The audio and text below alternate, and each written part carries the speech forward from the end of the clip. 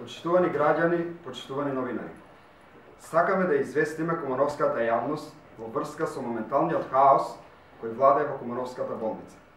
Сакаме да му се обратиме на човекот кој минатата недела во Собранието на Република Македонија ги удри микрофоните и наместо тоа да му порачаме да обрне внимание на начинот на работењето на јавната здравствена установа Општа болница Куманово, која е по директни ингеренции на Министерството со кое тој се гордее. Доколку влезете таму, ќе се соочите со една грда слика, која ни оддалеку не доликува на рекламите кои ги гледаме во провладините медиуми. Господине министер, дојдете во Куманово и прашајте ги пациентите и вработените како го поминаа викендот, претходните денови, а најверојатно и следните денови. Иако грејната сезона е започната уште пред скоро месец дена, за Кумановската болница тоа правило не важи. Пациентите не можеа да се стоплат ниту со чевиња донесени од дома, а вработените со смрзнати раце и во ладни простории работеа и спасуваат човечки животи. Вака ли се чува здравјето на граѓаните на општина Куманово?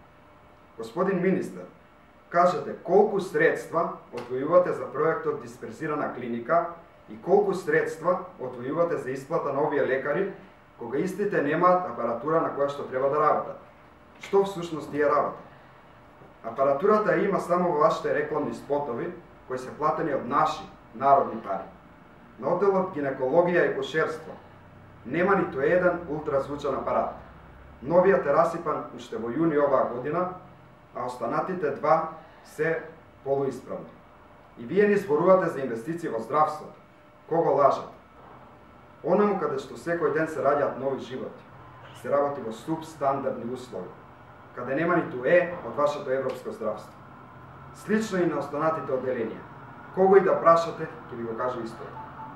Ни праќате лекари од клиника, а постоечкиот персонал лекари, анестезиолози, медицински сестри, техничари, болничари, не можат да ги обслужат поради вака постоечката нивна преоптеретеност. Кој е ефектот на сево ова? Зошто ги девалвирате лекарите од болницата во Куманово, ангажирајќи лекари од други градови за вршење на дежурства за цена 3 пати повисока од онаа на нашите специјалисти? А на конкурсите за лекари не се прима кадар кој е многу близо до звањето специјалист, само затоа што не припаѓаат на вашата партија. Примате лекари без положен државен испит, туку што дипломирани, без ниту еден ден работно искуство. Зарем ова не е срамно? Кој ќе ја понесе одговорност?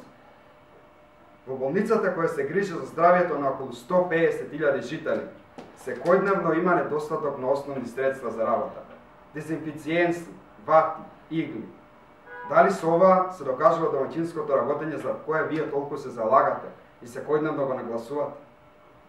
И на крај, какво е ова здравство на кое што сте толку горди, ако пациентите сами си ги купуваат најголем дел од лековите кои треба да ги примат во болницата? Размислете сега и кренете ги микрофоните доколку имате што да кажете. Ви благодарам.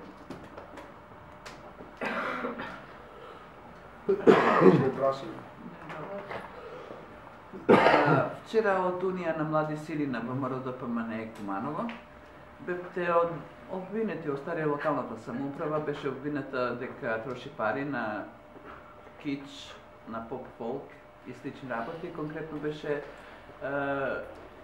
критикуван концертот на Ана Розга, на Јелена Розга. Што имате да кажете за тоа?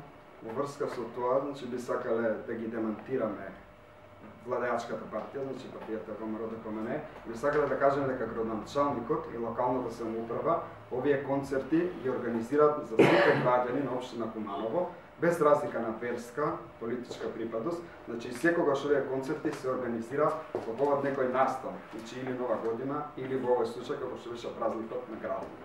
А исто така би сакал да потсетам дека критикувачите на ова, значи од ВМРО-ДПМНЕ, секогаш седат во првите редови кога има концерти организирани од нивната партија. Значи дали тоа е во Скопје, дали е во Прилеп.